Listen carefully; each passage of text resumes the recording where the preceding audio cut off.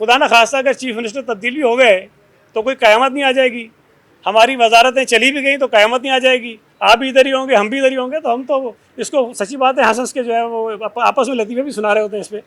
तो ये आपको भी यकीन उस पर करना चाहिए जो ऑफिशियली आपको ख़बर कहीं से आए कि जी ये एग्ज़ाम होने जा रहा है। जो कराची में सड़कों की बात आपने की जो टूटी हैं, बिल्कुल कुछ सड़कों के मुतालिक ये शिकायत है, लेकिन देखें जो काम हुआ था वो शायद सैकड़ों सड़कें थी जिन पे काम हुआ, लेकिन जिन सड़कों पे पैच वर्क की ज़रूरत पड़ गई है वो कम है और उस पर भी हम देख रहे हैं। और जो सड़कें अभी रिसेंटली बनी हैं और उनमें ख़राबी पैदा हो गई है, तो मैं बार बार कह चुका हूँ कि उस पर हम कार्रवाई करेंगे। जो भी ज़िम्मेदार होंगे उनके ख़िलाफ़, चाहे वो कॉन्ट्रैक्टर हो चाहे हमारा अफसर हो, उसके ख़िलाफ़ हम कार्रवाई करेंगे। महकमा मौसमियात जो है वो कुछ और बता रहे हैं और जो डिप्टी कमिश्नर की और मेयर साहब की रिपोर्ट्स हैं वो कुछ और हैं। तो उसकी बुनियादी वजह ये है कि आपके भी इल्म में होगा कि महकमा मौसमियात के जो टावर्स हैं या जो चेक करने का निज़ाम है, मेजर करने का निज़ाम है, वो हर जगह पर नहीं है। कुछ मखसूस इलाके हैं जहाँ से वो बारिश मेजर करते हैं, जबकि हमारे पास जो एक तरीका है, मैं ये तो नहीं कहता कि बहुत ज़्यादा लेटेस्ट होगा, लेकिन एक तरीक़ेकार है जो हर तालके में मौजूद है। जो हमारे मुख्तियारकार के दफातर हैं, असिस्टेंट कमिश्नर्स हैं, उनके पास वो मौजूद होता है और वो उसको मेजर करते हैं और फिर उसको वो रिकॉर्ड करके आगे शेयर करते हैं प्रोविंशियल गवर्नमेंट से भी। तो सक्खर के 5 तालके हैं, उनमें मुख्तलिफ जो मेजरमेंट है वो आई है। तो उसको जो सबसे ज़्यादा वो सक्खर सिटी है, जिसमें जो मैंने आपको बताया है कि 281 के करीब वो बनती है।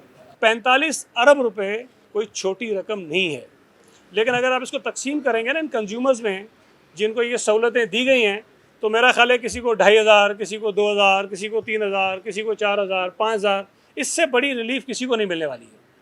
अब इतनी रिलीफ देने के लिए, और वो भी सिर्फ 2 महीने के लिए, 45 अरब रुपए, जिससे बेपनाह जो है वो तरक्याती काम हो सकते हैं, जिससे लोगों को शायद इससे ज़्यादा फ़ायदे पहुँचाए जा सकते हैं।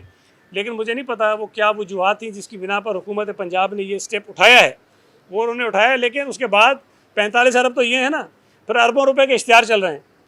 ये भी तो ऐड करें उसके अंदर आप, कि पता नहीं टीवी पे धड़ाधड़ इश्तिहार हैं, अखबारात में मैं देख रहा हूँ कि हाफ पेज के जो है वो फ्रंट पे इश्तिहार आ रहे हैं कि जी हमने ये सहूलत दे दी।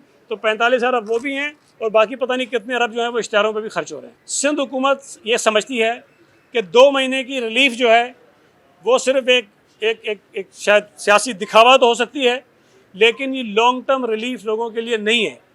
हम ये समझते हैं कि अगर आप शहरियों को कोई रिलीफ देना चाहते हैं तो वो मुस्तकिल होनी चाहिए, लॉन्ग टर्म होनी चाहिए।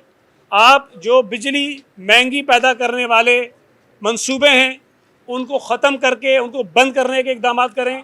इस मुल्क का कोई इदारा भी एहतिसाब से बाला नहीं होना चाहिए।